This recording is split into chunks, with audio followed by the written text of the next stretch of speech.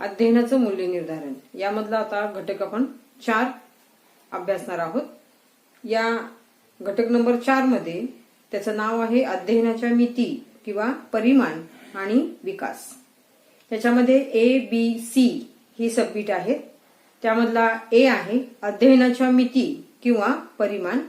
त्याच्यामध्ये बोधात्मक मिती परिमाण, भावात्मक मिती परिमाण आणि कार्यमान मिती परिमाण। आता याच्यामध्ये या अध्ययनाच्या मिती किंवा परिमाण सांगत असताना आपल्याला मिती म्हणजे काय हे आपल्याला अभ्यासणं गरजेचं आहे। मिती म्हणजे काय तर कुठल्याही वस्तूची लांबी असेल, रुंदी असेल, उंची असेल हे ठरवण्यासाठी लागणारं एक माप किंवा प्रमाण। आता तुमच्या लक्षात आलं असेल की मिती म्हणजे काय।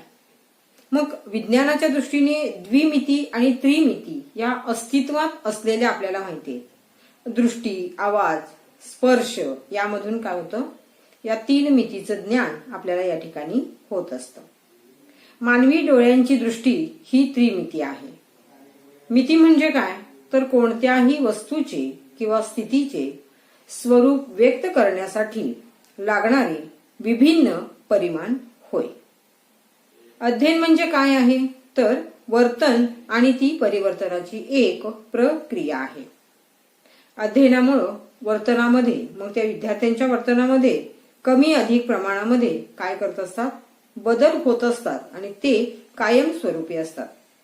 मानवी जीवनामध्ये अध्ययन हे प्रगतीचं साधन मानलेलं आहे, कारण अध्ययनामधूनच विद्यार्थ्याच्या व्यक्तिमत्वाचा सर्वांगीण विकास हा होत असतो आणि हा सर्वांगीण विकास घडवून आणणं किंवा करणं हे शिक्षणाचं काय आहे, प्रमुख ध्येय आहे। शिक्षणामध्ये कोणत्याही बालकाचं अध्ययन हे 3 क्षेत्रामध्ये होत असतं। आता ही 3 क्षेत्र कोणती आहेत तर बोधात्मक, भावात्मक आणि कार्यमान या 3 प्रकारांमध्ये ते आपल्याला होत असताना दिसतं।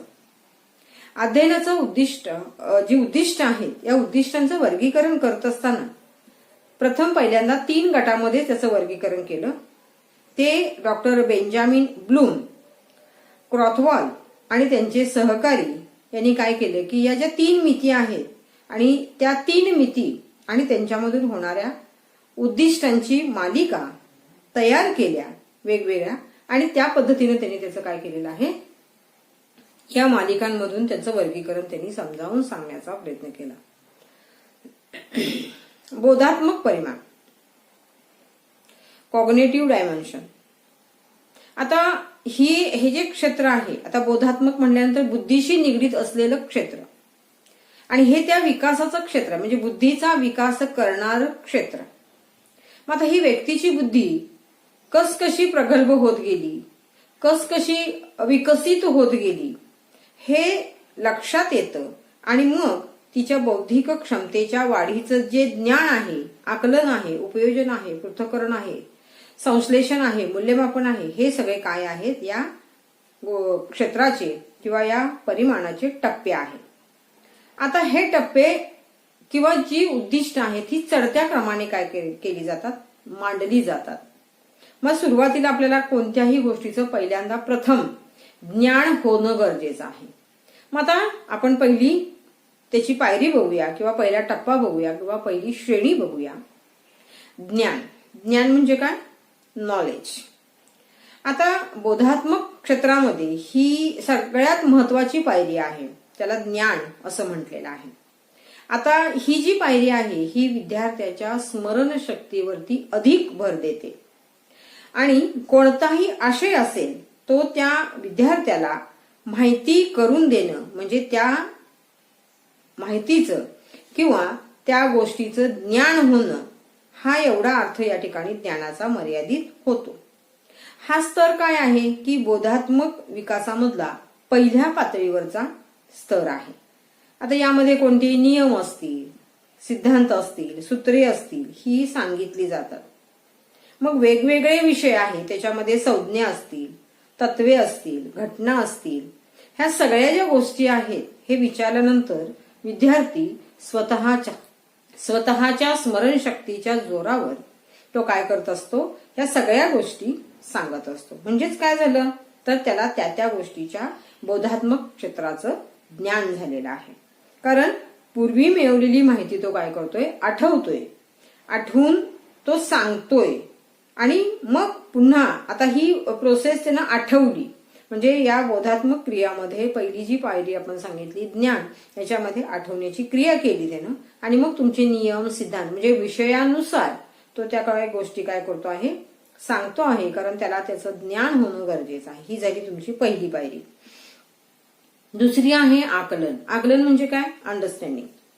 आता आकलन म्हणजे ग्रहण करणं, मिळालेलं ज्ञान ग्रहण करणं किंवा मिळालेलं ज्ञान समजावून घेणं किंवा त्या माहितीचा किंवा त्या ज्ञानाचा अर्थ कळणं आपल्याला. तर ज्ञानापेक्षा थोड्या वरच्या स्तरावरचा हा आकलनाचा स्तर येतो.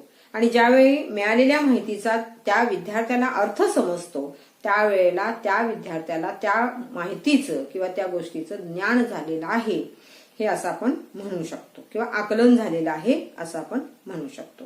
पण आकलन होण्यासाठी पहिली पायरी जी आहे म्हणजे ज्ञान हे आवश्यक आहे. कारण जेव्हा मिळालेली माहिती जशीच्या तशी न सांगता विद्यार्थी काय करतात, ती स्वतःच्या आपल्या भाषेमध्ये आपल्या शब्दामध्ये सांगत असतो, तेव्हा त्या विद्यार्थ्याला त्या विषयाचं आकलन झालं असं म्हणता येईल. उदाहरणार्थ आपल्याला या ठिकाणी घेता येईल, जो वाचलेला पाठ्यांश आहे त्या वाचलेल्या पाठ्यांशाचा थोडासा जो सारांश आहे तो सांगणं. मध्यवर्ती कल्पना आपण म्हणतो बघा, की या पाठाची मध्यवर्ती कल्पना काय आहे, तर ती त्यावेळेला तो सांगेल. दुसरं आहे की कविता, कवितेची सुद्धा मध्यवर्ती कल्पना तो सांगतो. एखादी घटना स्वतःच्या शब्दामध्ये मांडतो. कवितेच्या ज्या ओळी आहेत, चरण असतात बघा, ते चरण स्वतःच्या शब्दामध्ये तो मांडतो. त्याचबरोबर काही उदाहरणं दिलेली असतात, तर ती उदाहरणं सुद्धा ती आपण सांगतो. म्हणजे वेगवेगळी उदाहरणं असतील तर या पद्धतीनं ह्या सगळ्या गोष्टी या आकलन पातळीवरती किंवा आकलन स्तरावरती येतात. पण त्याला ज्ञानाची आवश्यकता असते. आता तिसरा स्तर कोणता आहे तर उपयोजन, ऍप्लिकेशन्स. मग आता इथे विद्यार्थी काय करतोय बघा, की मिळालेल्या ज्ञानाचा उपयोग तो ज्ञानाचं आकलन झाल्यानंतर त्या ज्ञानाचा उपयोग तो दैनंदिन जीवनामध्ये किंवा ज्या ज्या ठिकाणी त्याला त्याचा उपयोग होणार आहे त्या त्या ठिकाणी तो करत असतो. आणि म्हणून याला त्याच्या वरची पातळी असं म्हटलेलं आहे. इथं काय करू शकतो आपण बघा, भाषेमध्ये अलंकार आहेत, म्हणी आहेत, त्याचबरोबर निबंध लेखन असतं बघा. 10वीला वगैरे आपल्याला वेगवेगळे विषय दिलेले असतात आणि त्याच्यामध्ये ते निबंध लेखन असतं. आणि अशा वेळेला तुम्ही तुमच्या शब्दात म्हणजे 5-5 ओळीचे 5 पॅरेग्राफ जर केले तर किती शब्द होतात, तर वरती लिहिलेलं असतं की तुमच्या शब्दामध्ये 800 शब्दांची मर्यादा निबंध लेखनासाठी आहे. तर मग तुम्ही कितीचे पॅरेग्राफ पाडू शकता वगैरे हे जे सगळं आहे, म्हणजे त्या मिळालेल्या ज्ञानाचं आकलन केल्यानंतर तो त्या ज्ञानाचा उपयोग या ठिकाणी अशा पद्धतीने करू शकतो. विज्ञानामध्ये जर तुम्ही बघितलं तर वेगवेगळ्या संज्ञा आहेत, वेगवेगळे नियम आहेत, वेगवेगळे सिद्धांत आहेत. तर याची सुद्धा तो काय करतो की दैनंदिन जीवनामध्ये ज्या काही गोष्टी आहेत त्या गोष्टींचा संदर्भ घेऊन या ठिकाणी तो काय करतो, त्या घटनांचा अर्थ लावण्याचा प्रयत्न तो या ठिकाणी करत असतो. म्हणजे त्यानं काय केलं, मिळालेल्या ज्ञानाचा उपयोग त्यानं अशा पद्धतीनं दैनंदिन जीवनामध्ये ज्या काही घटना घडतात त्याच्याशी तो लावतो किंवा त्याला आपण अन्वयार्थ असंही म्हणत असतो. आणि याचा उपयोग त्याला काय होतो, अनंत काळासाठी. कारण ज्ञान हे कसं आहे, अखंड चालणारी प्रोसेस आहे, त्याच्यामुळे त्याला अखंड त्याचा उपयोग होतो. पुढची पायरी आहे पृथक्करण किंवा विश्लेषण, अनालिसिस. आता पृथक्करण म्हणजे काय, तर वेगवेगळे घटक किंवा सुट्टे करणं. म्हणजे जे घटक तुम्हाला दिलेले आहेत ते वेगवेगळे करायचे छोट्या घटकांमध्ये आणि सुट्टे करायचे, याला आपण विश्लेषण म्हणतो. की उदाहरणार्थ याच्यामध्ये आपल्याला घेता येईल की एखादी घटना घडली म्हणजे मग घटना घडण्याच्या पाठीमागची कारणं कोणती आहेत, त्या घटनेशी संबंधित असलेल्या सगळ्या गोष्टींचा या ठिकाणी काय करतो आपण, परस्पर संबंध शोधतो, परिणाम शोधतो, वेगवेगळ्या गोष्टी लक्षात घेतो आणि ह्या सगळ्यांमधून आपण त्याचा अन्वयार्थ लावतो. म्हणजे छोट्या छोट्या गोष्टीतून त्याचं कुठेतरी संकलन करायचं. उदाहरणार्थ आता करोना चालू आहे. आता ह्या करोनामध्ये नेमकं आपण काय म्हणतो की करोना कशामुळे होतो, मग त्या सगळ्या गोष्टी शोधल्या जातात आणि मग या ठिकाणी आपण काय करतो की करोना होण्याची कारणं कोणती आहेत, करोनाचे परिणाम कोणते आहेत, मग करोनाचे उपाय कोणते आहेत, या पद्धतीने सगळ्याला आपल्याला ह्या सगळ्या गोष्टी घेता येतात. तर उदाहरणार्थ डेंग्यूची साथ आहे, चिकनगुनिया आहे, मग यांची वेगवेगळी कारणं सांगा. मग आता या ठिकाणी डेंग्यू होतोय किंवा चिकनगुनिया होतोय, तर जे काही डास आहेत, मच्छर आहेत, ते कोणत्या प्रकारचे असतात की जे डेंग्यूचे डास आहेत, आता ते कसे सापडणार, अगदी छोटे छोटे असतात ते. तर अशा वेळेला त्या ठिकाणी आपल्याला काय केलं जातं, या माहिती प्रसारण माध्यमामधून आपल्याला त्या गोष्टी सांगितल्या जातात. आणि अशा वेळेला या ठिकाणी हे जे यासारखे जे प्रश्न आपण पृथक्करण आणि विश्लेषणाच्या दर्जावरती विचारणार आहे, तर त्याचा उपयोग आपल्याला या 4थ्या पायरीमध्ये आपल्याला करता येतो. संश्लेषण म्हणजे काय, आता बघा सुट्टे सुट्टे पृथक्करण केलं, सुट्टे सुट्टे घटक केले. आता आपण काय करतोय बघा, इथं संश्लेषण म्हणजे एकत्र करणं, म्हणजे विश्लेषण आणि संश्लेषण ह्या परस्पर पूरक अशा क्रिया मांडलेल्या आहेत. संश्लेषणामध्ये विश्लेषणापेक्षा अधिक बौद्धिक क्षमता लागते, कारण सुट्ट्या भागावरून यंत्र तयार करायचं, मुद्द्यावरून गोष्ट तयार करायची, काही ओळी तुम्हाला दिलेल्या असतात त्याच्यावरून निबंध तयार करायचा, काही प्रसंग तयार करायचे, काही वेळा तुम्ही तुम्हाला थीम दिली जाते आणि त्याच्यावरून तुम्ही एक नाटकाची स्क्रिप्ट तुम्हाला लिहायला सांगितली जाते. अशा पद्धतीने ही संश्लेषणाची जी क्रिया आहे ती थोडीशी वरच्या पातळीवरची येते.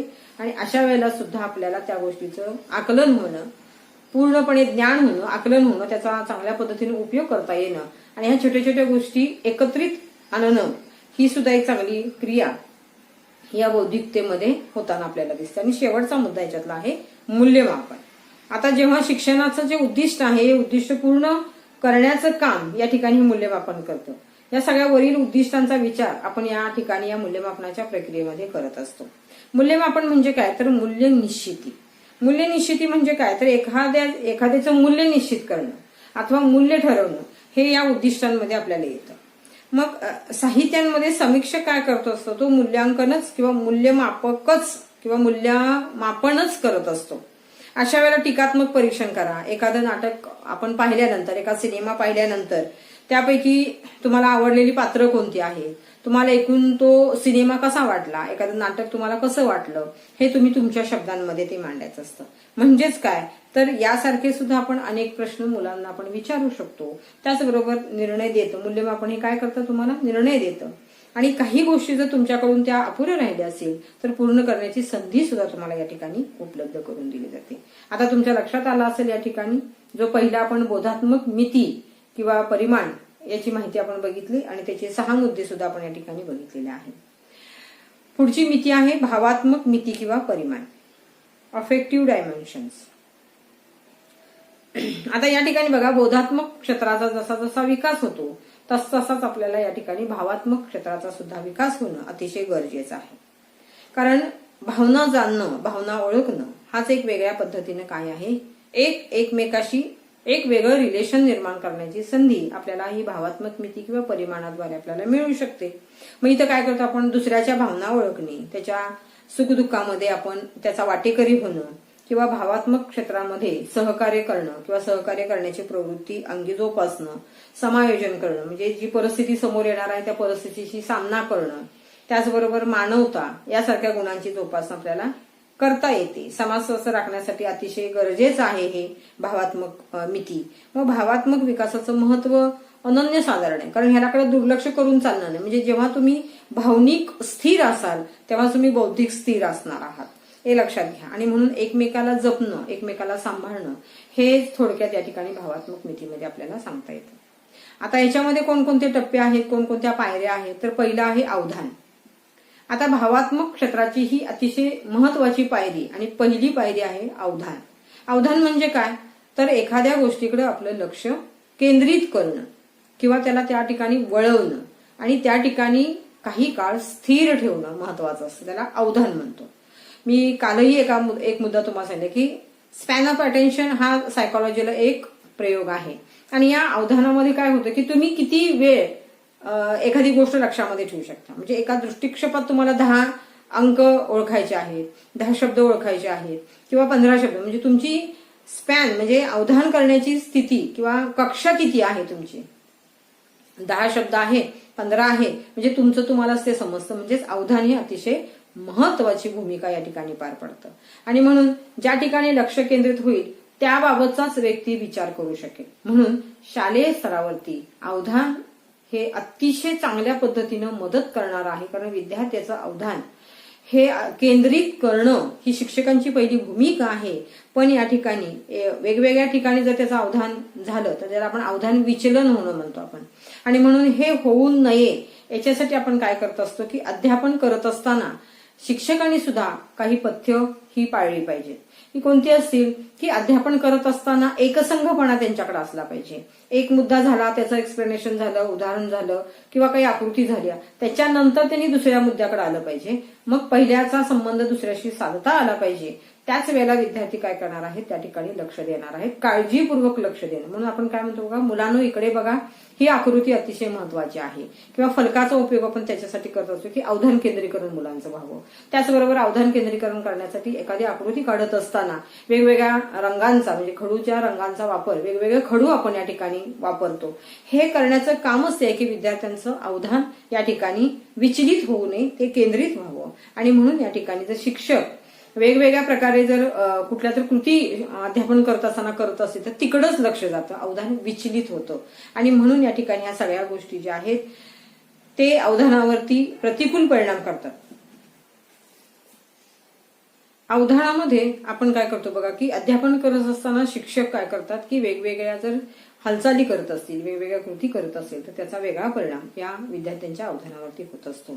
आणि मग विद्यार्थी काय करतात की जे फलकावरती लिहिलेलं आहे ते बघण्याच्या ऐवजी ह्या वेगवेगळ्या कृतींकडे त्यांचं लक्ष जातं आणि मग अध्यापनाकडे दुर्लक्ष होतं आणि त्याचा परिणाम त्यांच्या अध्ययनावरती होत असतो. आणि म्हणून अशा वेळेला शिक्षकांनी अतिशय काळजीपूर्वक ह्या सगळ्या गोष्टी वर्गात जाताना बघणं गरजेचं आहे. वेशभूषा असेल, वर्तन असेल, हालचाल असेल, हावभाव असतील, याबाबत त्यांनी सतत जागरूक राहिलं पाहिजे. आणि मगच त्याचं अवधान या ठिकाणी होईल. म्हणजे भावात्मक दृष्टिकोनातून आपल्याला अवधान किती महत्वाचं आहे हे आपल्याकडं आता लक्षात येईल. दुसरं आहे की प्रतिसाद. आता रिस्पॉन्स देतो. अवधानानंतर दुसरी पायरी आपण ही जी घेतलेली आहे त्याला प्रतिसाद म्हणतो आपण. मग आता प्रतिसाद केव्हा देतो तर एखादी गोष्ट जर आपल्याला आवडली असेल तरच आपण काय करतो, त्याला प्रतिसाद देतो. काही वेळेला आपल्याला नाही आवडली तरी आपल्याला प्रतिसाद द्यावा लागतो, तो भाग वेगळा आहे. पण त्या ठिकाणी अभिरुची असल्याशिवाय आपण प्रतिसाद देत नाही. आणि म्हणून या ठिकाणी जेव्हा अध्ययनाचं किंवा अध्यापनाचं आदानप्रदान जर व्हायचं असेल तर त्याच्यामध्ये जेव्हा शिक्षक प्रश्न विचारतील तेव्हा विद्यार्थ्यांनी परिपूर्णपणे त्याला प्रतिसाद देणं म्हणजे उत्तर देणं हे अपेक्षित आहे. पण केव्हा जर त्यानं त्या ठिकाणी लक्ष दिलं असेल तर, त्यानं त्याचं ज्ञान मिळवलं असेल तर, आकलन केलं असेल तर, त्याचा उपयोग केला असेल तर, मग पृथक्करण, संश्लेषण वगैरे ह्या ज्या सगळ्या क्रिया असतात त्या त्याच्याकडे आलेल्या असतील तर निश्चितपणाने एखादा विषय आवडत नाही पण शिक्षकांची मांडणी बघून तो काय करतो, अवधान केंद्रीकरण करतो आणि त्या ठिकाणी त्यांना प्रतिसाद देऊ शकतो. अशा बऱ्याचशा घटना या ठिकाणी होतात. इथंही या ठिकाणी शिक्षकांची भूमिका ही अतिशय महत्वाची आहे. आता यामध्ये प्रतिसाद दिल्याशिवाय संबंधित गोष्ट जी आहे ती पूर्ण होत नाही, म्हणजे आदान प्रदान होत नाही. मी प्रश्न विचारला आणि बराचसा वेळ तुम्ही जर घेतला की उत्तरच येत नाही, कारण तुम्ही जो भाग शिकवलेला आहे तिकडे लक्षच दिलं नसेल तर तुम्हाला उत्तर येणार नाही. आणि म्हणून त्या गोष्टीकडे किंवा त्या प्रसंगाकडे किंवा त्या शिकवलेल्या भागाकडे लक्ष देणं गरजेचं आहे. म्हणजेच अवधान या ठिकाणी असणं गरजेचं आहे. आणि म्हणून अधूनमधून आपण काय करतो बघा, शिकवत असताना मुलांना प्रश्न विचारतो, उदाहरणं विचारतो किंवा फलकावरती एखादी आकृती पूर्ण करायला सांगतो. हे त्याचंच कारण आहे की तिथे त्या ठिकाणी त्याचा प्रतिसाद देणं. अशा वेळेला विद्यार्थी काय करतात की काही वेळेला या ठिकाणी एखादा विद्यार्थी काय करतो की वेगवेगळ्या गोष्टींचा संग्रह करणं ही सुद्धा त्याची काय आहे, एक आवड आहे आणि त्याला तो प्रतिसाद देत असतो. मग हे सगळं जे आहे ते आवडीमुळे होतं. मग जिथं आवड म्हणजे अध्ययन आणि अध्यापनामध्ये सुद्धा आवड निर्माण होण्यासाठी शिक्षकांनी सुद्धा काय करायला पाहिजे की आपलं अध्यापन हे अतिशय काळजीपूर्वक केलं पाहिजे. त्याचबरोबर वेगवेगळी उदाहरणं, संदर्भ, दाखले हे त्या घटकानुसार तिथं देणं गरजेचं आहे. त्यामुळे दुसरी पायरीमध्ये तुमच्या लक्षात आलं असेल की प्रतिसादाशिवाय कुठलीही गोष्ट ही शक्य होत नाही. तिसरा मुद्दा आहे मूल्य निर्णय. एकाच वेळेला आवडणाऱ्या एकापेक्षा अनेक बाबी समोर आल्या तर आपल्याला प्रत्येक बाबीचं मूल्य निश्चित करावं लागतं. कारण अनेक बाबी समोर असतात आणि त्यावेळेला काहीच गोष्टी त्याच्यातल्या आपल्याला काय करायला लागतात, निवडाव्या लागतात. इथं तुम्हाला मूल्य निर्णय जो आहे तो आपल्याला इथं घेता आला पाहिजे.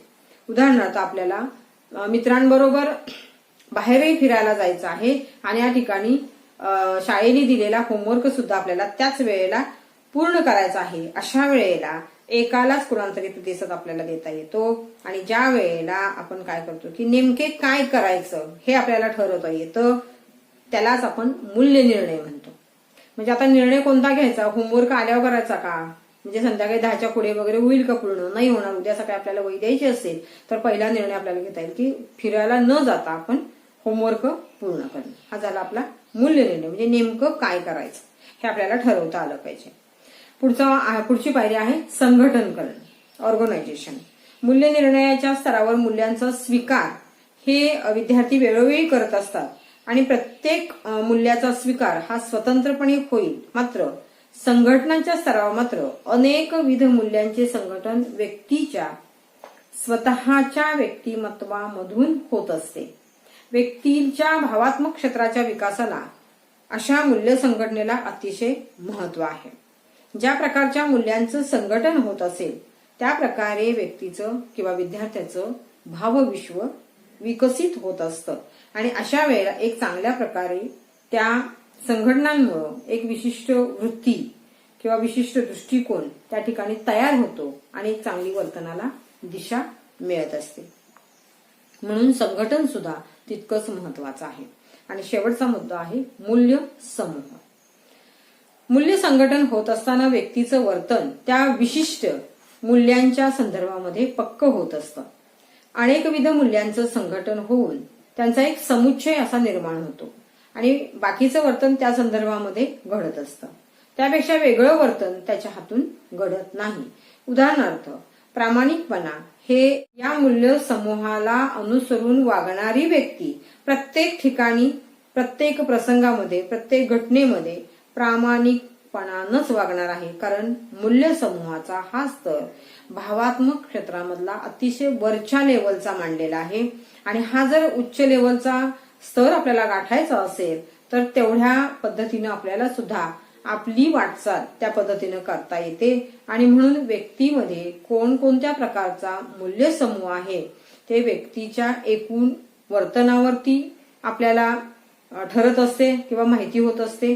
उदाहरणार्थ या ठिकाणी जर आपण बघितलं की जय जवान जय किसान या दोन्ही गोष्टी आहेत की शेतकरी आजही एवढ्या कोरोनाच्या काळामध्ये असला तरी तो दिवस रात्र शेतामध्ये राबतोय आहे आणि आमचा सैनिक त्या ठिकाणी दिवस रात्र अहोरात्र डोळ्यात तेल घालून देशाची राखण या ठिकाणी करतो आहे. आणि अशा वेळेला सैन्यातला जो सैनिक आहे, सैन्य दलातला जो सैनिक आहे तो या ठिकाणी काय करतो आहे की त्यानं ठरवलेलं आहे की मी काय नेमकं करणार आहे. म्हणजे त्याचा मूल्य समूह त्यानं ठरवून दिलेला आहे की माझी बांधिलकी किंवा माझी नीतिमत्ता काय आहे. तर त्यानं ती बांधून ठेवलेला आहे. आणि म्हणून मूल्य समूहावरून तो काय करेल की देशाविरोधी कधीही वागणार नाही, कारण त्याचा तो मूल्य समूह ठरलेला आहे.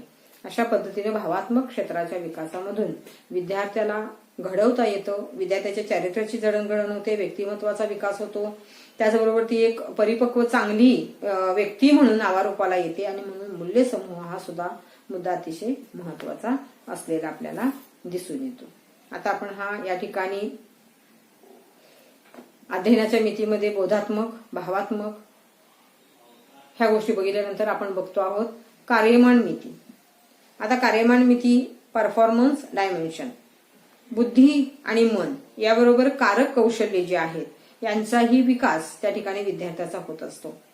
मग आता कार्यमान म्हणजे काय, तर एखादं कार्य हाताला घेतलेलं तडीला नेणं किंवा शेवटपर्यंत ते नेण्यासाठीची चिकाटी ही आपल्याकडे असली पाहिजे. मग स्नायू, मज्जातंतू यांच्यात जितका जास्तीत जास्त समन्वय आपल्याला साधता येईल तितक्या प्रमाणामध्ये आपलं कार्यमान किंवा ते कौशल्य आपल्याला लवकर आत्मसात करता येईल. यामध्ये कृतीयुक्त बाबींचा समावेश आपल्याला करावा लागतो. कार्यमान अध्यापनामध्ये क्रियेला जास्तीत जास्त महत्व असलेलं आपल्याला दिसून येतं आणि त्या क्रियेवरती आपलं प्रभुत्व संपादन करणं हे त्या विद्यार्थ्याला करावं लागतं. कारण बुद्धी आणि मन आहे तर आपली कारक कौशल्ये जी आहेत ती सुद्धा आपण ऍक्टिव्ह ठेवणं गरजेचं आहे. आता याच्यामध्ये काही पायऱ्या सांगितलेल्या आहेत, जवळजवळ 5 पायऱ्या आहेत. यातली पहिली आहे अनुकरण. कायमच बघा तुम्ही प्रत्येक जण काय करत असतं की एखाद्याचं दुसऱ्याचं निरीक्षण करून अनुकरण करायला शिकतं आणि मग त्याच्यातून स्वतःमध्ये काही गोष्टी आणण्याचा प्रयत्न करत असतं. म्हणजेच काय तर अनुकरण करणं म्हणजे काय, तर दुसऱ्याची कृती पाहून आपल्यामध्ये त्या गोष्टी आणण्यासाठी प्रयत्न करणं. मग त्याच्या अगोदर त्याला एक क्रिया करावी लागते, ती म्हणजे निरीक्षण. मग आता त्यानुसार आपल्याला आवडणाऱ्या कृतीचं आपण अनुकरण करू शकतो, व्यक्तीचं अनुकरण करू शकतो, किंवा काही थोर समाजसुधारक होऊन गेलेले त्यांचं आपण अनुकरण करू शकतो. उदाहरणार्थ याच्यामध्ये आणखीन भरपूर घेता येतील की ज्यांचं अनुकरण करून आपण आपल्या या सगळ्या कारक कौशल्यांवरती काय करू शकतो, त्याचा विकास या ठिकाणी करू शकतो. कारण कारक कौशल्य आत्मसात करण्यासाठी ही पहिली पायरी आहे. म्हणून अनुकरण करायला सुद्धा तशा पद्धतीची व्यक्ती आपल्या समोर असणं गरजेचं आहे. आणि म्हणून या ठिकाणी जेव्हा आपण अनुकरण करण्यासाठी योग्य व्यक्ती, मग तुमचे शिक्षक असतील तर त्यांची बोलण्याची भाषा किंवा त्यांचा अभ्यास किंवा मुलांशी असलेलं नातं, ह्या बऱ्याचशा गोष्टी ज्या आहेत त्या ठिकाणी आपण घेतो त्या, आणि त्याचाच पुढे प्रवासामध्ये आपल्याला भावी आयुष्यामध्ये उपयोग होतो. म्हणून कारक कौशल्य आत्मसात करण्याची ही अतिशय चांगल्या पद्धतीने सांगितलेली पहिली पायरी आपल्याला घेता येईल. दुसरा आहे क्रिया कौशल्य. एखादी कृती शिकत असताना आपण काय करतो बघा, की लगेच आपल्याला येणार नाही. आता मुलींना म्हणायला गेलं तर आपण लगेच स्वयंपाक जमणार नाही, आपल्याला जेवण करायला जमणार नाही. त्याचबरोबर पोहायला शिकणं लगेच जमणार नाही. त्याचबरोबर रनिंग करायला लगेच शिकायला जमणार नाही, किंवा अगदी सगळ्याच विषयांचा अभ्यास आपल्याला एकत्र करणं जमणार नाही. बऱ्याचशा गोष्टी असेल, स्मरणात ठेवणं असेल, तर बऱ्याचशा गोष्टीच्या मध्ये करत असताना आपल्याला अनावश्यक गोष्टी भरपूर घडतात. आणि मग ह्या कृती टाळणं हे या क्रिया कौशल्य पायरीमध्ये आपल्याला येतं. आणि मग या ठिकाणी योग्य कृती आपल्याला आल्या पाहिजेत. आता उदाहरण तुम्ही बघितलेलं आहे बघा, की मायक्रो टीचिंग मध्ये तुम्ही वारंवार तुम्ही काय केले बघा, सगळे स्किल घेतले. मग त्या अनावश्यक गोष्टी आपल्याला काय करायच्या होत्या, घालवायच्या होत्या आणि आवश्यक कृती आणायच्या होत्या. तिथंच तुम्ही काय शिकला, क्रिया कौशल्य तुमच्याकडून झालेलं आहे. म्हणजे योग्य कृती जी आहे ती या ठिकाणी झालेली आहे. शिक्षक जेव्हा मार्गदर्शन करतात त्यावेळेला या ठिकाणी मार्गदर्शन हे अतिशय जिवंतपणाचं लक्षण आहे. कारण या ठिकाणी विद्यार्थ्यांच्या प्रत्येक हालचालीवरती त्या मार्गदर्शकाचं काय असतं, लक्ष असतं. नेमकं त्यानं कुठं बरोबर दिलं, कुठं चुकलं, कुठं पॉइंटमध्ये होता, कुठे नव्हता, ह्या बऱ्याचशा गोष्टी ज्या आहेत ह्या सविस्तरपणे तो मार्गदर्शक त्यांना योग्य वेळी सांगू शकतो. आणि मग एक चांगल्या सवयी किंवा चांगली गोष्ट त्यांच्याकडे आत्मसात होते. आणि म्हणून क्रिया कौशल्य म्हणजे एखादी कृती करत असताना विशिष्ट कृती ध्यानात आली पाहिजे पटकन, आणि अनावश्यक गोष्टी आपोआप जातात बघा. भरपूर गोष्टी याच्यामध्ये. ते सायकल शिकत असताना बघा, म्हणजे कुठे कुठे लक्ष द्यायचं, समोर लक्ष द्यायचं, हँडलकडे लक्ष द्यायचं, पॅन्डलकडे लक्ष द्यायचं, ब्रेककडे लक्ष द्यायचं, नेमकं काय करायचं, बॅलन्स सांभाळायचा. आणि हळूहळू तुम्ही सफाईदारपणानं हळूहळू सायकल ती अतिशय चांगली शिकता. म्हणजेच क्रिया कौशल्य तुमच्याकडे आलेलं आहे. अशा अनेक वेगवेगळी उदाहरणं तुम्ही याच्यामध्ये घेऊ शकता. अचूकता आता नावामध्येच आहे. अचूकता म्हणजे काय, तर एखादी कृती करता येणं आणि त्या कृतीमध्ये अचूकता असणं हे अतिशय महत्वाचं आहे. अनेक कृती करत असतो आपण, पण त्यामध्ये अचूकपणा असेलच असं नाही. अशा वेळेला योग्य कृती करत असताना त्याच्यामध्ये नेमकेपणा आवश्यक आहे. अभ्यास करत असताना अभ्यासच केला पाहिजे. इतर काही गोष्टी असतील त्या बाजूला ठेवा, त्या कुठल्याही समोर आणायच्या नाहीत. न चुकता ती कृती आपण केली पाहिजे. त्या कृतीमध्ये अचूकता आणली पाहिजे. उदाहरणार्थ याच्यामध्ये बघा, की सायकल शिकत असताना किंवा गाडी शिकत असताना काय करताय तुम्ही, की अचूक एखादी कृती, मला फक्त आता एक गोष्ट सांगितली ना तेवढीच मी लक्ष ठेवणार आहे. म्हणजे एक एक तुम्हाला काय करतात, स्टेप बाय स्टेप ती गोष्ट सांगतात ते मार्गदर्शक तुमचे. आणि मग त्या पद्धतीने जर तुम्ही गेलात तर काय होतं, बऱ्याचशा गोष्टी तुमच्या ज्या नको आहेत त्या बाजूला जातात आणि त्याच्यामध्ये नेमकेपणा येतो. तेच या ठिकाणी पाहिजे. दुसरं आहे या ठिकाणी सांगितलेलं आहे की पोहायला बऱ्याचशाच मुलांना येत असेल, तर अशा वेळेला पोहायला शिकत असताना बघा की नाकातोंडात पाणी जातं आणि आपली जी बॉडी पाण्यामध्ये गेल्यानंतर ती खाली जाते. आपल्याला नेमकं काय करायचं, हातपाय कसे हलवायचे आहेत, त्याचबरोबर पाण्याच्या वरती डोकं कसं घ्यायचं आहे, त्याचबरोबर पाणी जे पोटाखाली कसं घ्यायचं आहे, बऱ्याचशा गोष्टी असतील. म्हणजे पोहायला शिकत असताना ज्या ज्या गोष्टी आपल्याला करायच्या आहेत त्या सगळ्या गोष्टी आपण करत असतो आणि मग सफाईदारपणा येतो त्याच्यामध्ये. पण त्याला तेवढा कालावधी म्हणजे अचूकता येण्यासाठी आपल्याला अनेक क्रिया कराव्या लागतात. काही अनावश्यक क्रिया आपल्याकडून होतात आणि हळूहळू आवश्यक क्रियांकडे आपण येतो आणि मग त्याच्यामध्ये अचूकता येते. मुद्देसूद बोलणं, मुद्देसूद मांडणं, सादरीकरण करणं, अचूकता, तेवढंच बोलायचं तेवढंच मांडायचं. संधिकरण, कोणत्याही कौशल्यामध्ये अनेक कौशल्य असतात आणि अशा वेळेला या सगळ्या वेगवेगळ्या कौशल्यांचा स्वतंत्रपणे अगोदर आपल्याला सराव करता आला पाहिजे. त्याच्यामध्ये अचूकता निर्माण घडवून आणता आली पाहिजे. त्याचबरोबर एकत्रीकरण त्याच्यामध्ये आणता आलं पाहिजे, तरच कौशल्य पूर्णपणे आत्मसात होऊ शकतं. आता मगाशी जसं सांगितलं की सायकल शिकत असताना आपल्याला काय करायचंय की अनेक त्याच्यामध्ये गोष्टी आहेत की समोर पण बघायचं आहे, हँडल पकडायचं आहे, त्याचबरोबर पॅन्डल मारायचा आहे, ब्रेक पकडायचा आहे, सगळ्या गोष्टी असतील आणि त्या ठिकाणी ह्या सगळ्यांमध्ये गती व्यवस्थित ठेवायची आहे. आणि मग ह्या सगळ्या ज्या गोष्टी त्या उपकृती आहेत किंवा उपविभाग आहेत त्याचे, आणि मग हळूहळू त्या सगळ्या कृती आपण काय करतो एकाच वेळेला करायच्या असतात. आणि ज्या वेळेला ह्या सगळ्या गोष्टी ज्या आहेत त्या एका वेळी केल्या जातात त्यावेळेला आपण काय करतो त्या कृतीचं संधिकरण झालं असं आपण या ठिकाणी म्हणतो. स्वाभाविकरण, अनेक उपकृतींचे संधिकरण करता आले म्हणजे ती कृती आपल्याला येऊ शकते. मात्र त्या कृतीमध्ये सहजता असली पाहिजे, सफाईदारपणा असला पाहिजे आणि आत्मविश्वास असला पाहिजे. पण जर नसेल तर मग मात्र या ठिकाणी पुन्हा आपण पहिल्या पानावरती येऊन थांबू शकतो. आणि म्हणून या ठिकाणी स्वाभाविकीकरण आपल्याला याच्यामध्ये दिसून आले पाहिजे. सहज कृती करणं, सहज एखादी गोष्ट केली म्हणजे त्याला आपण स्वाभाविकपणे केली असं म्हणू शकतो. ज्या वेळेला ह्या सगळ्या गोष्टी ज्या आहेत मुख्य उपकृतींकडे आपण प्रत्येक वेळी लक्ष नाही देत आहे, तर जी मुख्य आहे उप गोष्टी ज्या तिकडे लक्ष न देता मेन ह्याच्यावरती आपण लक्ष दिलं की लक्षात येतं, त्याला आपण स्वाभाविककरण असं म्हणत असतो. तर आता आपण जो चौथ्या मधला जो घटक होता अध्ययनाच्या मिती, तो ए भाग जो आहे तो या ठिकाणी मी पूर्ण केला. बोधात्मक, भावात्मक आणि कार्यमान.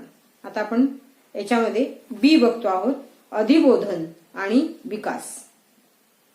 त्याच्यामध्ये सातत्यपूर्ण, आकारिक, नैदानिक मूल्य निर्धारणाची गरज. आता हा घटक नंबर 4 मधला बी या सबमिटमध्ये हे सगळे मुद्दे येतात. अधिबोधन आणि विकास. आता मेटाकॉग्निशन्स अँड डेव्हलपमेंट. माणूस जसा आपल्या सभोवतालचा परिसर जाणून घ्यायचा प्रयत्न करत असतो तसा तो घटक नंबर 4 मधला आपण बी बघतो आहोत, अधिबोधन आणि विकास. त्याच्यामध्ये सातत्यपूर्ण, आकारिक, नैदानिक मूल्य निर्धारणाची गरज. अधिबोधन म्हणजे काय, तर माणूस जसा आपल्या सभोवतालचा परिसर नेहमी जाणून घेण्याचा प्रयत्न आपण करत असतो, सगळेच जण आपण. अशा वेळेला तो स्वतःला सुद्धा जाणत असतो. आता स्वतःला समजून घेणं, स्वतःच्या भावना, स्वतःचे वर्तन, स्वतःचे बोध हे सगळे आपण समजून घेत असतो. आणि हे सगळे समजून घेण्याच्या भागाला म्हणजे काही गोष्टी बोध होतात बघा आपल्याला. आता उदाहरणार्थ आपल्याला टाचणी टोचली तर काय होतं बघा, संवेदना, बोध. या ठिकाणी बोध झाला, सगळ्या सर्वांगाला आपल्याला मुंगे येतात बघा त्या ठिकाणी. मग हा बोध आहे तो काही वेळेला स्मरणाचा असतो. जसे आपल्याला अमुक गोष्ट आठवली, ती कशामुळे आठवली, मग ते क्रम आपण काय करत असतो बघा, आठवत जातो, जाणून घेतो. कधी कधी आपण आकलनाचा सुद्धा बोध घेतो बघा. मग आपण जे वाचतो आहोत ते आपल्याला समजते का, लेखकाने लिहिलेलं आहे तेवढंच आपल्याला म्हणायचं आहे की आणखीन काही आपल्याला सांगायचं आहे. हा बोध करत असताना काही वेळेला आपण विचारही करत असतो. मग बोधात्मकांची रचना होण्यासाठी बोधात्मक विचार आपल्याला तयार होणं गरजेचं आहे. मग हा बोधात्मक विचार तयार कसा होतो, जर योग्य मार्गाने होत आहे का, आणि मग योग्य मार्गाने होत असेल तर काही गॅप राहिलेला आहे का, हा सुद्धा विचार करणं गरजेचं आहे. त्यालाच आपण काय म्हणतो, अधिबोधात्मक विचार. अधिबोध म्हणजे काय, तर स्वतःच्या बोधनिक प्रक्रियेविषयीची माहिती, ज्ञान, आकलन, जाणीव. मनामध्ये किंवा काही डोक्यांमध्ये काही गोष्टी असतात, सतत आपला मेंदू काय करत असतो बघा, कार्यरत असतो. तो विचार करत असतो, कल्पना करत असतो, मांडणी करत असतो, रचना करत असतो, ज्ञान मिळवत असतो, काही ना काहीतरी तो घेत असतो, तो शांत बसत नाही. आणि मग अशा वेळेला त्या गोष्टींचं होणारं ज्ञान हे अधिबोधनामध्ये आपल्याला येतं. आता लहान मुलांचं ज्ञान जे आहे ते, ज्याला आपण स्पॅन ऑफ अटेन्शन असतं, ती लहान मुलांची मर्यादित असतं त्यांचं ज्ञान. आणि म्हणून त्यांची कल्पना विश्व सुद्धा किंवा त्यांची क्षमता ही फार लहान, कमी असते. आणि म्हणून अपुऱ्या ज्ञानामुळं एखादी गोष्ट झटपट करेल, पटकन करेल हे आपल्याला म्हणता येत नाही, कारण त्याला तेवढी मॅच्युरिटी नसते. लक्षात घ्या, अधिबोधन आपण जेव्हा घेत असतो तेव्हा स्वतःमध्ये केलेल्या सगळ्या बोधनिक माहितीच्या, म्हणजे आकलनात्मक असेल, उपयोजनात्मक असेल, स्मरणाचा भाग असेल, तर ह्या सगळ्या गोष्टी आठवण्याची क्रिया आपण करत असतो. आठवत असताना एखादी गोष्ट आपली हरवली असेल तर ती लक्षात घेण्यासाठी आपण कुठं ठेवली, काय ठेवली करत करत जातो आणि क्रमाक्रमाने गेल्यानंतर लक्षात येतं आपल्या. तर हे सगळं जे आहे, ह्या सगळ्या क्रिया ज्या आहेत त्या अधिबोधनामध्ये येतात. आणि म्हणून अधिबोधनाची आपण काही व्याख्या आहेत त्या आपण या ठिकाणी बघूया. पहिली व्याख्या आहे फ्लोवेल यांची, 1985 मध्ये त्यांनी ती व्याख्या केलेली आहे. कोणत्याही प्रकारचे ज्ञान अथवा माहिती किंवा बोधनिक कृती हाच जिचा अभ्यास विषय आहे आणि कोणत्याही बोधनिक कार्याच्या कोणत्याही अंगाचे नियमन करता येण्याचे ज्ञान किंवा माहिती म्हणजे अधिबोधन होय. दुसरी व्याख्या आहे अधिबोधन म्हणजे बोधन आणि आकलनावरती नियंत्रण तसेच ज्ञानाचा योग्य उपयोग होय. आणि तिसरी आहे अधिबोधन हे विचारांचा प्रत्यक्ष अहवाल आणि नियंत्रण आहे. आता तुमच्या लक्षात आलं असेल की विद्यार्थ्यांमध्ये अधिबोधन हे आपोआप तयार होत नाही किंवा आपोआप त्याचा विकास होत नाही, तर त्यासाठी आपल्याला म्हणजे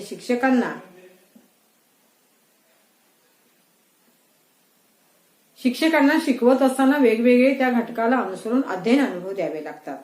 विद्यार्थ्यांच्या अधिबोधनाच्या विकासासाठी सतत प्रयत्न शिक्षकाला करावे लागतात. लहान मुलांच्याकडे तर अतिशय बारकाईनं काळजीपूर्वक लक्ष त्या ठिकाणी शिक्षकांना द्यावं लागतं. शिक्षकांकडून अध्ययनाचं नियमन विद्यार्थ्यांकडे जाते आणि विद्यार्थी काय करत असतात, परिणामकारकपणे अध्ययनासंदर्भात ती जबाबदारी काय करत असतो, घेत असतो. त्यातून विद्यार्थी काय करतो की स्वतःच्या अध्ययनासंदर्भामध्ये काही वेळेला निर्णय घेत असतात किंवा ठेवत असतात किंवा ते त्या गोष्टी नियंत्रित करत असतात. विद्यार्थी एकमेकांशी आंतरक्रिया करतात त्यावेळेला त्यांचं जे ज्ञान आहे आणि सह अध्ययनाचं जे ज्ञान आहे याविषयीची स्पष्ट जाणीव त्यांच्यामध्ये त्यांना होत असते. माध्यमिक स्तरावरील शालेय शिक्षणाचं जे वय आहे तो अतिशय महत्वाचा काळ आहे. कारण या काळातला विद्यार्थी किंवा या स्तरावरचा विद्यार्थी काय करत असतो, समवयस्क गट आहे त्यांच्याबरोबर अधिक राहत असतो. त्यांच्याबरोबर राहिल्यामुळे त्यांच्याकडच्या काही गोष्टी, त्यांच्याकडचं ज्ञान ह्या सगळ्या गोष्टी तो आत्मसात करत असतो. आणि म्हणून विद्यार्थ्यांना काय करायला पाहिजे, आपल्याला या ठिकाणी काळजीपूर्वक मात्र लक्षात सगळ्या गोष्टी आणण्यासाठी शिक्षकांनी सतत प्रयत्न केले पाहिजेत. आता ह्या अधिबोधन विकासासाठी काही कार्यनीती आहेत. कोणत्या कार्यनीती आहेत, तर पहिल्यांदा आहे प्रत्यक्ष अध्यापन. आता हे प्रत्यक्ष अध्यापन तुम्ही कशाचं देणार, तर कार्यनीती आणि जी कौशल्य आहेत त्यांचं तुम्ही प्रत्यक्ष अध्यापन देणं गरजेचं आहे. दुसरं आहे सरावासाठी संधी उपलब्ध करून दिली पाहिजे. मुलं शिकणार आहेत केव्हा त्यांना त्या गोष्टीचा बोध केव्हा होणार आहे, जर तुम्ही त्या गोष्टी त्यांना शिकण्याची संधी उपलब्ध करून दिली तर.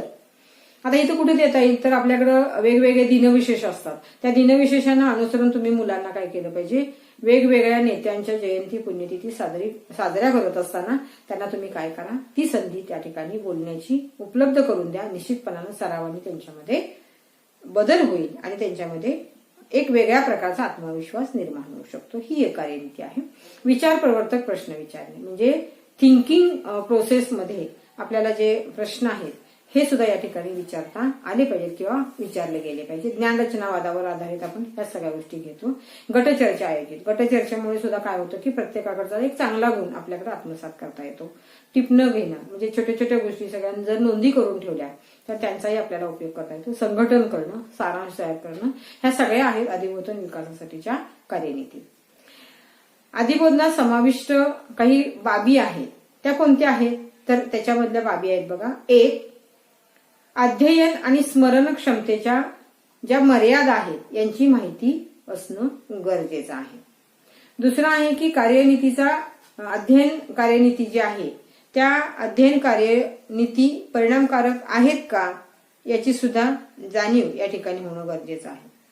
तिसरं आहे अध्ययन कार्य यशस्वी करण्याच्या दृष्टिकोनाचं नियोजन करणं.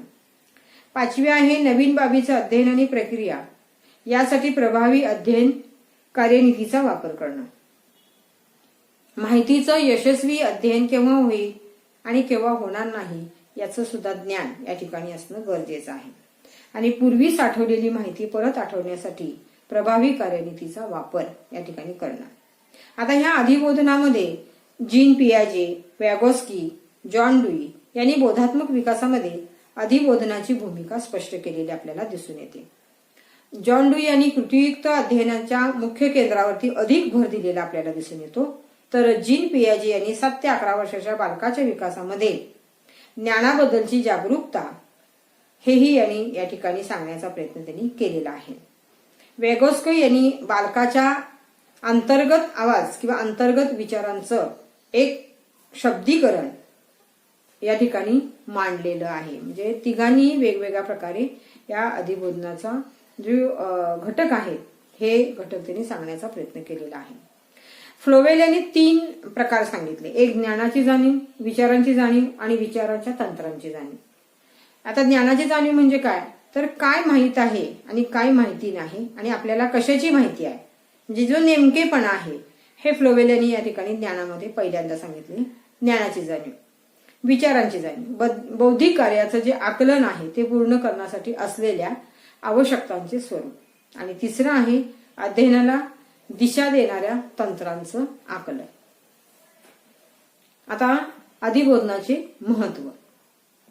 आता या ठिकाणी जेव्हा बोधनिक प्रक्रियेविषयी माहिती असते तेव्हा या ज्ञानाचा उपयोग भावी काळात बोधनिक कार्य अधिक चांगलं होण्यासाठी काय उपाययोजना करता येतील आणि परिस्थितीमध्ये फेरफार काय करता येईल का, मांडणी काय करता येईल का, याचं मार्गदर्शन आपल्याला या अधिबोधनामध्ये घेता येतं आणि म्हणून त्याचं महत्व आहे.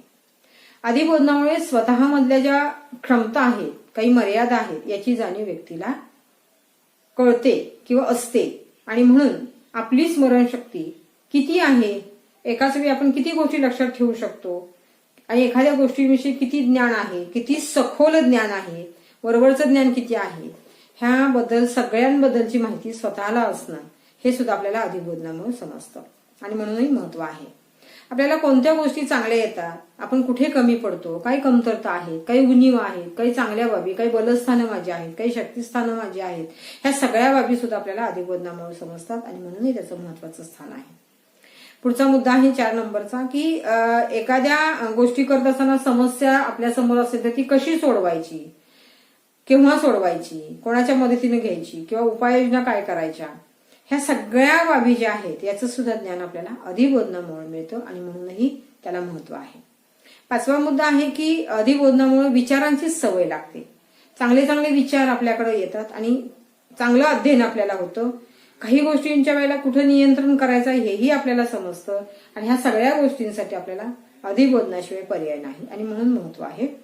6वा मुद्दा, शेवटचा मुद्दा आहे की अपेक्षित फलित किंवा फळ मिळत नाही तेव्हा आपण केलेल्या विचार प्रक्रियांचा मागोवा घेतला जातो आणि काही वेळेला काही पायरींमध्ये अपेक्षित वर्तन घडले नाही म्हणून ते शोधून काढलं जातं आणि मग इथं आपण काय करतो बघा की अपेक्षित वर्तन घडण्यासाठी आपण आपलं आत्मपरीक्षण करतो आणि हे आत्मपरीक्षण करून आपल्याला कसं वागायचं हे समजतं, म्हणजे आकलन होतं आपल्याला आणि मग आपण त्याची मांडणी करायला लागतो. हे सुद्धा आपण अधिबोधनामुळे शक्य होतं आणि म्हणून अधिबोधन हे अतिशय महत्वाचं आहे. आता तुमच्या लक्षात आलं असेल की अधिबोधन म्हणजे काय, अधिबोधनाचे प्रकार आपण बघितले, कार्यनीती बघितली, घटक बघितले, अधिबोधनाचं महत्व बघितलं. आता आपण त्याच्यातला पुढचा मुद्दा बघतोय, सातत्यपूर्ण आकारिक आणि नैदानिक मूल्य निर्धारणाची गरज.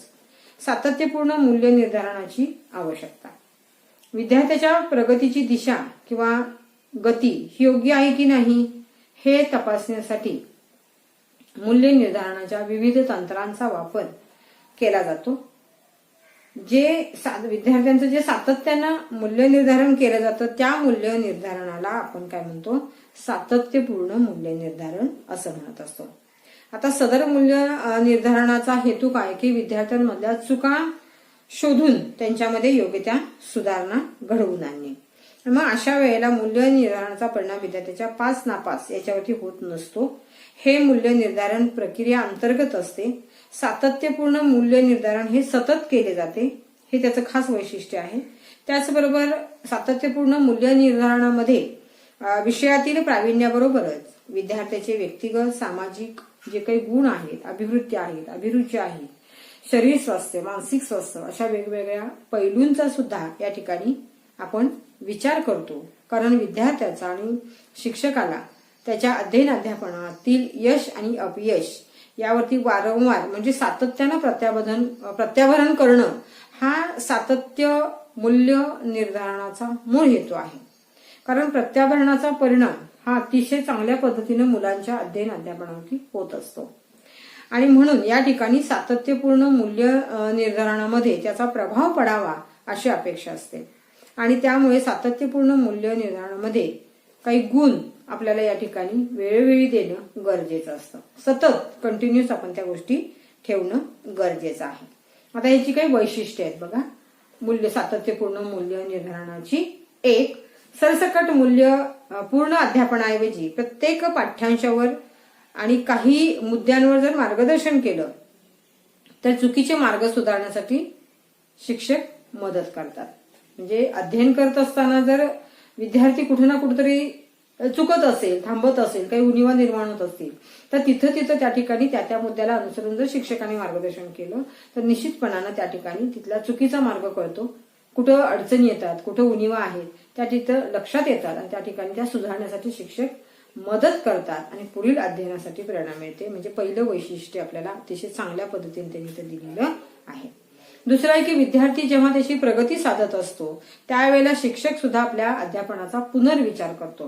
कारण सातत्य मूल्य निर्धारणामध्ये चाचणीद्वारा किंवा क्षमतांच्या मापनांचा अध्यापन प्रक्रियेवर होणारा परिणाम, अध्यापनातील उणिवा, विद्यार्थ्यांच्या उणिवा याबाबत शिक्षक जे आहे ते सतत जागरूक असतात. म्हणजेच अध्ययन अध्यापनात सुधारणा करण्यासाठी सातत्यपूर्ण मूल्य निर्धारण हे अतिशय मोलाचं काम करत असतं. म्हणून हे दुसरं वैशिष्ट्य आहे.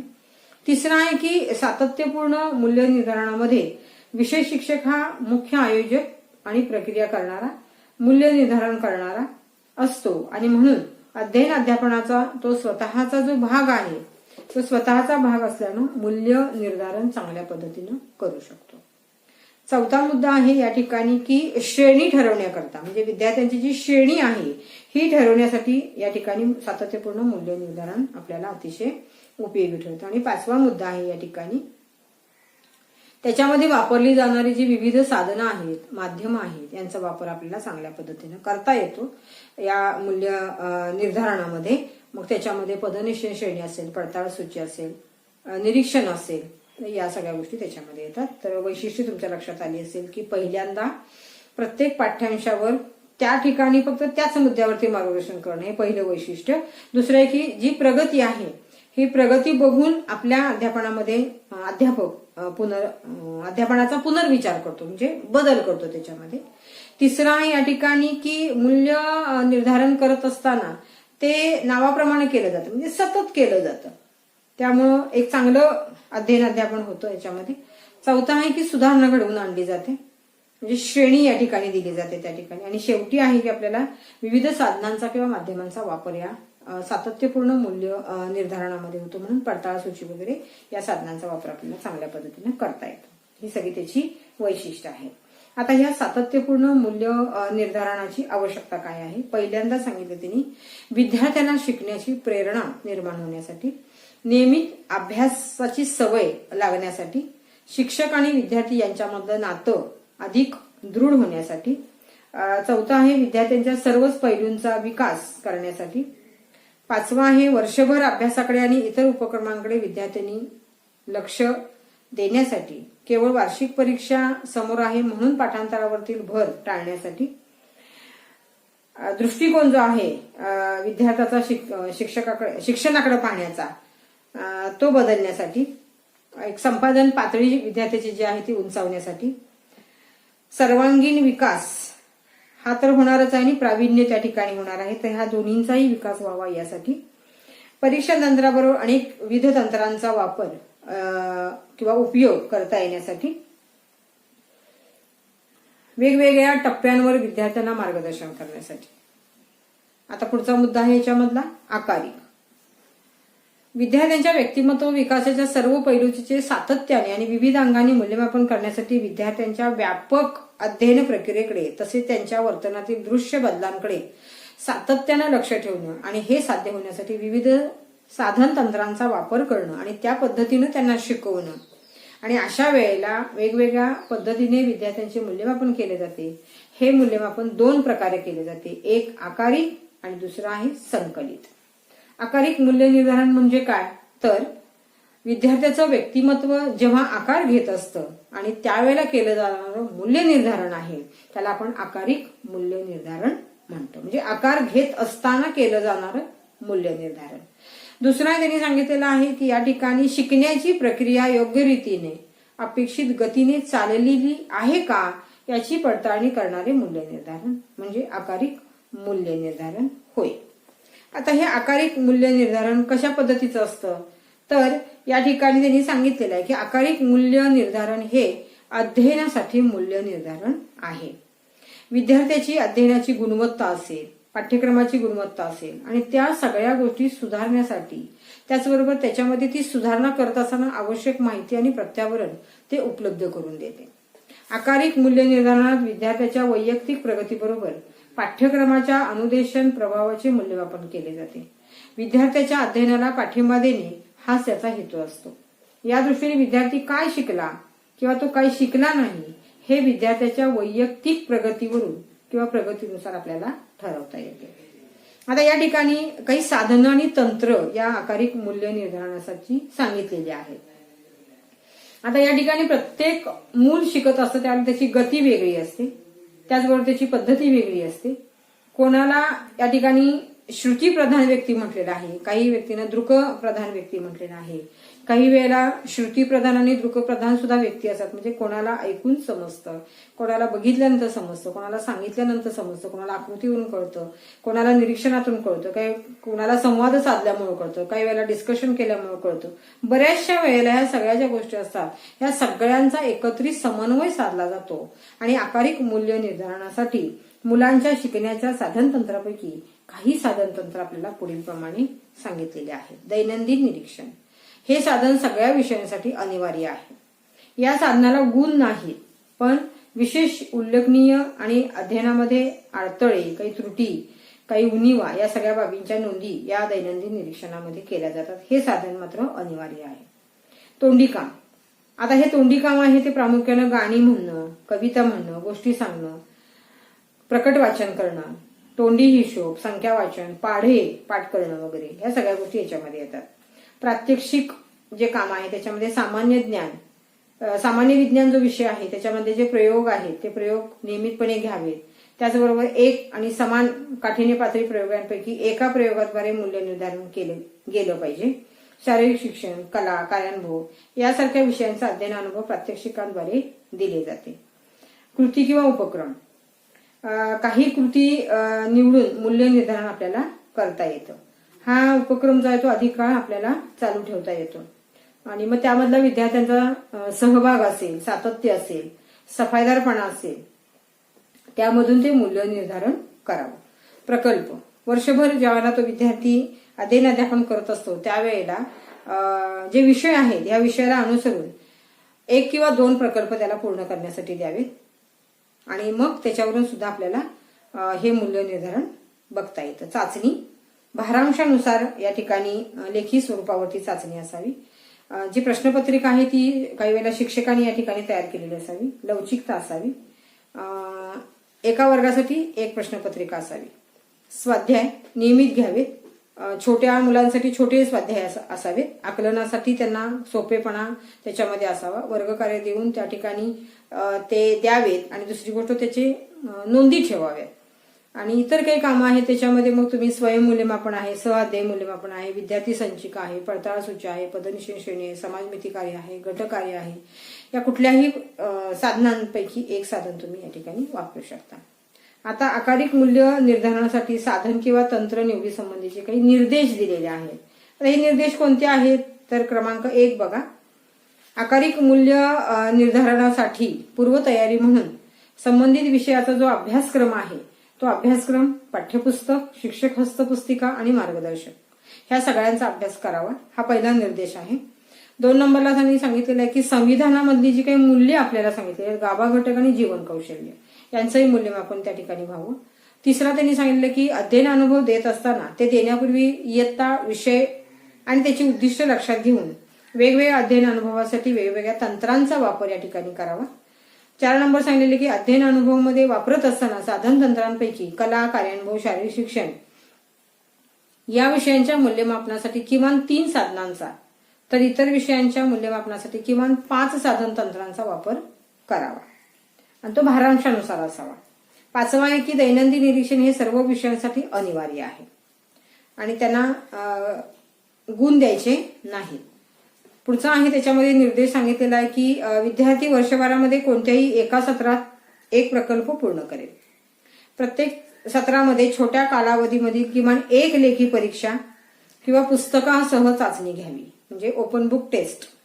आणि 8वं आहे त्यामध्ये की ज्या काही उणिवा आहे, गुणदान करताना उद्दिष्टांच्या संदर्भात संपादन आणि सादरीकरणाचा विचार मात्र यामध्ये केला जावा. हे सगळे निर्देश या ठिकाणी आकारिक मूल्य.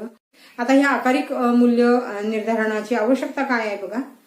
एक, अध्ययन आणि अध्यापनाची जी प्रक्रिया आहे ही प्रक्रिया आणि मूल्य निर्धारण, अध्ययन अध्यापन आणि मूल्य निर्धारण हे बरोबरीनं चालावं यासाठी आवश्यकता आहे. अध्ययन अध्यापन मूल्य निर्धारणामध्ये समन्वय साधण्यासाठी, अध्ययन प्रक्रिया आणि संपादन या दोन्हींचा मागोवा घेण्यासाठी, विद्यार्थ्यांच्या शारीरिक, बौद्धिक, मानसिक आणि त्यांचा सर्वंकष विकास यांचा आढावा घेण्यासाठी, विद्यार्थ्यांना ताणविरहित जे वातावरण आहे या वातावरणामध्ये स्वतःला अभिव्यक्त होण्याची संधी मिळवण्यासाठी आवश्यकता आहे. मूल्य निर्धारण होत असताना अध्ययनामधल्या ज्या त्रुटी आहेत, उणिवा आहेत, ह्या वेळोवेळी लक्षात आणून देण्यासाठी महत्वाचं आहे किंवा त्याची आवश्यकता आहे. विद्यार्थ्यांना स्वप्रयत्नानं शिकता यावं याच्यासाठी आवश्यक आहे. विद्यार्थ्यांना वेळीच सावध करून तो नेमका कुठे काय बदल करायचा आणि त्या ठिकाणी नेमक्या कोणत्या सुधारणा करायचा म्हणजे दिशा देण्यासाठी हे महत्वाचं आहे. बलस्थानं या ठिकाणी विद्यार्थ्यांची या ठिकाणी बघून त्यांच्यामध्ये अधिक प्रगती करण्यासाठी, वेगवेगळ्या सवयींचा मागोवा घेण्यासाठी, म्हणजे अध्ययनाच्या सवयी असतील किंवा इतर काही कौशल्यांच्या सवयी असतील तर त्यांचा मागोवा घेण्यासाठी. आता नैदानिक मूल्य निर्धारणाची गरज. आता आपण आकारिक मूल्य निर्धारणाची आवश्यकता बघितली. आता आपण या ठिकाणी नैदानिक मूल्य निर्धारण बघतो आहे. नैदानिक मूल्य निर्धारण म्हणजे काय, तर हा निदान हा शब्द वैद्यकीय शास्त्रामधून आलेला आहे. डॉक्टर काय करत असतात बघा की आपल्या रुग्णांना वेगवेगळी साधनं वापरून त्या रोगाचं निदान करतात. आणि म्हणून शिक्षक सुद्धा आपल्या विद्यार्थ्यांची जी मागे राहण्याची काही गोष्टी असतील किंवा काही ठिकाणी तो कमकुवत असेल, काही ठिकाणी तो पाठीमागं पडत असेल, तर अशा वेळेला त्या निदान किंवा नैदानिक मूल्य निर्धारण वापरून त्या ठिकाणी आपल्या विद्यार्थ्यांसाठी तो या ठिकाणी त्याचा उपयोग करतो. म्हणजे काय करता येईल आपल्याला की त्याच्या अडचणी ओळखता येतात, तो मागे का राहतो, त्याचबरोबर त्याला पुढे जर न्यायचं असेल म्हणजे एखादं प्रावीण्य संपादन करायचं असेल तर अशा वेळेला आपल्याला नैदानिकतेशिवाय पर्याय राहत नाही. आणि मग हे तो काय करतो बघा की काही विद्यार्थी शुद्ध बोलू शकत नाहीत, काही विद्यार्थी लिहू शकत नाहीत, काही विद्यार्थी ऐकू शकत नाहीत, बऱ्याचशा गोष्टी असतील. आणि अशा वेळेला हे सगळ्या गोष्टी आपल्याला या नैदानिक चाचणीद्वारे समजावून घेता येतात. काना, मात्रा, वेलांटी किंवा गुणाकार, भागाकार ह्या ज्या सगळ्या क्रिया आहेत या ठिकाणी आपल्याला या नैदानिक मूल्य निर्धारणाची गरज असते. तर नैदानिक चाचणीची किंवा नैदानिक मूल्य निर्धारणाची व्याख्या आपण या ठिकाणी बघूया की नैदानिक चाचणी ही विद्यार्थ्यांच्या अडचणी ओळखणारी आणि त्यांचे पूर्वज्ञान आणि अनुभवांचा शोध घेणारी, अध्ययनातल्या अडचणी, प्रगतीच्या मर्यादा, अध्ययनामधल्या कमतरता आणि अडचणींच्या कारणांचा शोध घेण्यासाठी तयार केलेली चाचणी. विद्यार्थी नेमका कुठे चुकतो ते शोधून काढण्यासाठी जी चाचणी तयार केली जाते तिला नैदानिक चाचणी असे म्हणतात. आता तिची वैशिष्ट्ये बघा. 1. शिकवलेल्या भागावर अवलंबून असते. 2. कौशल्याचे पृथक्करण करून सुसंगत प्रश्न तयार केले जातात. दुसरं वैशिष्ट्य. तिसरं आहे की नैदानिकतेचा हेतू जो आहे तो उत्तीर्ण किंवा अनुत्तीर्ण करणे हा नसतो. त्याचबरोबर विद्यार्थ्याच्या अडचणी ज्या आहेत या अडचणींचा शोध यामध्ये घेतला जातो. नैदानिकतेमध्ये विद्यार्थ्यांच्या कमतरतांचं निदान होतं. तर ही सगळी त्याची वैशिष्ट्ये आहेत. आता मूल्य निर्धारणाची जी नैदानिक मूल्य निर्धारणाची आवश्यकता कुठली आहे बघा. 1. मुलांच्या विषयातील किंवा विशिष्ट घटकातील काठिण्य पातळी जी आहे ती जाणून घेता येते. 2. अपेक्षित किंवा वास्तविक संपादनातील अंतर दूर करण्यासाठी. तिसरं आहे की विद्यार्थी मागे का पडतो त्या वेगवेगळ्या मागे पडणाऱ्या कारणांचा शोध घेण्यासाठी. उपचारात्मक अध्ययनाची सोय करण्यासाठी आणि मूल्यमापन प्रक्रियेला प्रभावशाली बनवण्यासाठी आपल्याला या नैदानिक मूल्य निर्धारणाची आवश्यकता आहे. आता तुमच्या लक्षात आलं असेल की या ठिकाणी आपण ज्या गोष्टी बघितल्या की निदानात्मक ज्या मूल्य निर्धारणामध्ये या वैशिष्ट्ये किंवा आवश्यकता का आहे, तर पहिल्यांदा आपण जर बघितलं तर ह्या सगळ्या गोष्टी निदान केल्यानंतर मुलांना कुठेतरी प्रावीण्य पातळीकडे आपल्याला नेता येतं आणि म्हणून या सगळ्याच सातत्यपूर्ण आकारिक आणि नैदानिक मूल्य निर्धारणाची गरज आपल्याला असलेली या ठिकाणी दिसून येते. आणि शेवटचा सी मुद्दा आहे याच्यातला, कार्यमान कृतीसाठी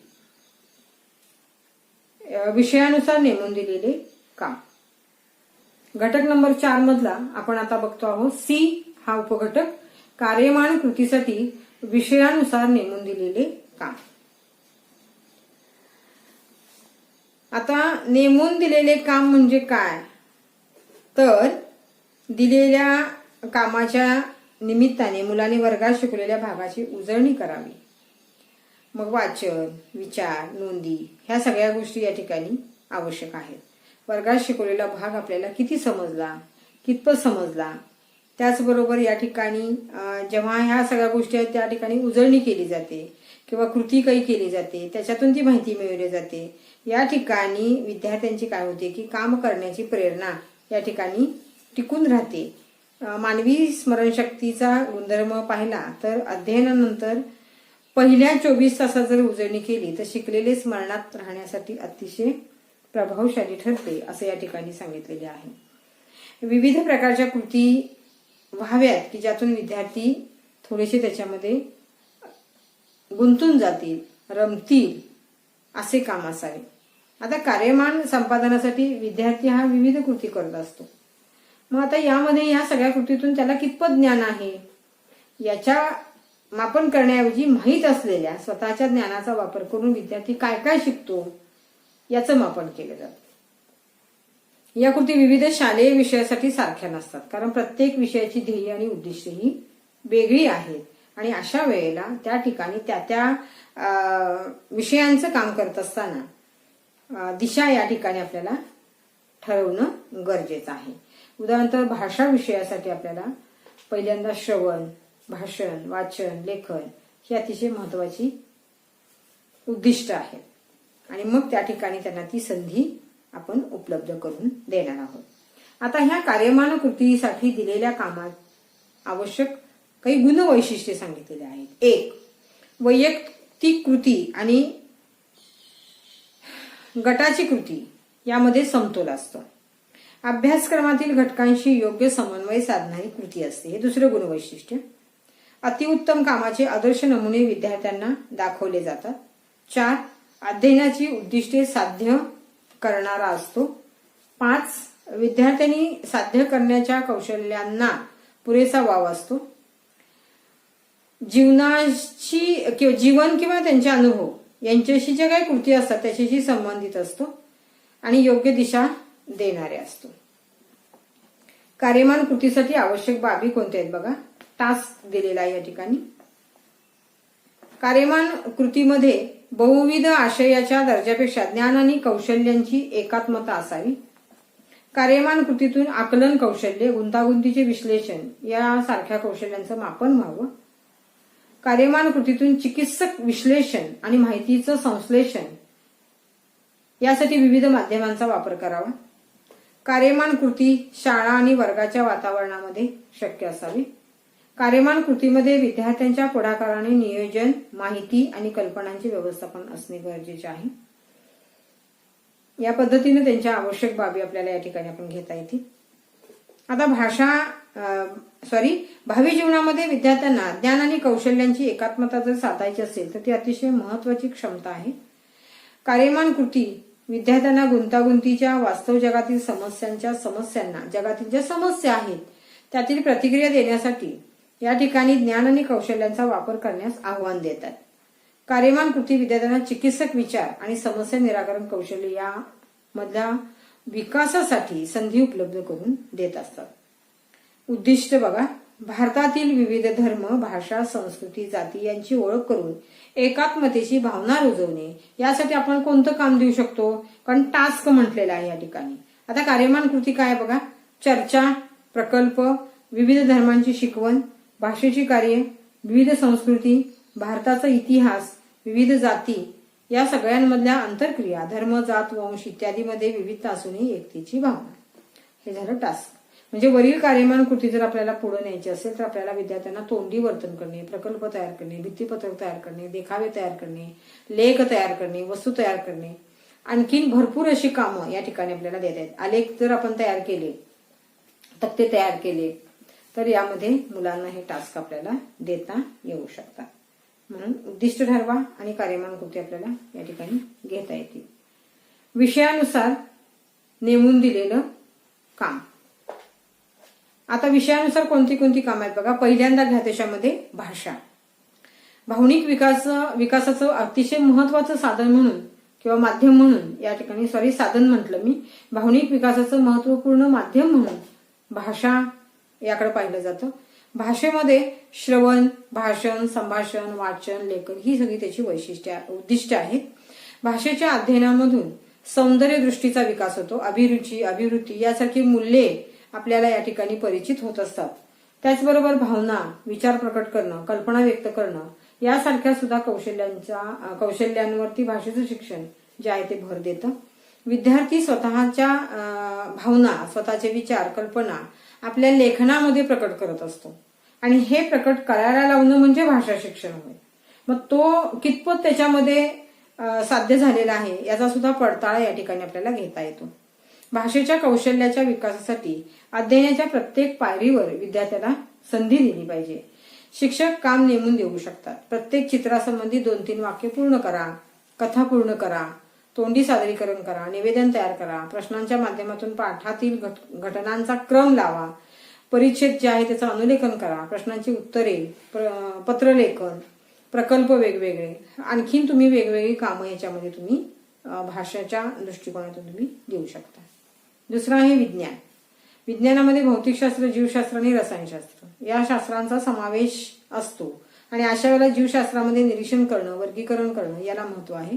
तर रसायनशास्त्रामध्ये जास्तीत जास्त प्रयोगाला आणि भौतिकशास्त्रात गणिताला महत्व असलेलं आपल्याला दिसून येतं. आणि मग अशा वेळेला तुम्ही कोणत्या कृती कराल तर संकल्पना मांडणं किंवा ती समजून घेणं, नियम, गुणधर्म, सूत्र, निष्कर्ष, निरीक्षण, अनुमान करणं, निष्कर्ष काढणं आणि मग या ठिकाणी काही मजकूर हाताळून कल्पक विचार अभिव्यक्त करणे अशा प्रक्रिया किती विकसित झालेल्या आहेत मुलांच्या हे पाहण्यासाठी शिक्षक काय करतात, वेगवेगळी कामं मुलांना देतात. उदाहरणार्थ विज्ञानामधले वेगवेगळे प्रयोग करून घेणं, प्रश्नांची उत्तरं लिहिणं, सजीव निर्जीव यांचं वर्गीकरण करणं, त्याचबरोबर त्यांची लक्षणं विचारणं, प्रकल्प वेगवेगळे देणं, मग गटप्रकल्प असतील, वैयक्तिक प्रकल्प असतील, काही उपक्रम असतील, काही प्रदर्शन भरवण्याची संधी मुलांना दिली जाईल, यादी करायला लावणं. याच्यामध्ये सुद्धा तुम्हाला वेगवेगळ्या म्हणजे सपुष्प वनस्पती, अपुष्प वनस्पती या सगळ्यांच्या गोष्टी, मग ह्याच्यामध्ये परत कार्यकारण संबंध शोधायला लावणं, अशा सगळ्या गोष्टींचा विचार आपल्याला या ठिकाणी विज्ञानामध्ये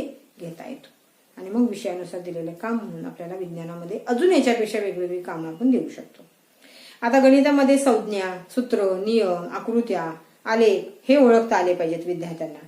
मग सूत्रांच्या सहाय्याने गणित सोडवणं, आलेखावरून सांख्यिकीय माहिती घेणं, त्याचबरोबर त्याच्यातून माहिती घेऊन प्रश्न सोडवणं, व्यावहारिक गणित सोडवणं, भूमितीमध्ये ज्या आकृत्या आहेत ते प्रमेय सोडवणं, कुटप्रश्न सोडवणं, भौमितिक रचना तयार करणं, संख्यांवरील क्रिया करणं, महत्वमापन काढणं, भरपूर आहे. म्हणजे गणिताला जेवढ्या गोष्टी आहेत किंवा गणिताच्या प्रक्रिया जेवढ्या आहेत त्या पद्धतीनं ह्या सगळ्या क्रिया करून त्याच्यानंतर मग गणितावर आधारित असलेले प्रकल्प त्यांना द्यायचे, प्रात्यक्षिक तयार करायला लावायचं, काही प्रतिकृती तयार करायला लावायच्या, यासारखी सुद्धा आपल्याला काय करता येतील, ही नेमून दिलेलं काम आपल्याला कार्यमान कृतीसाठी घेता येतील.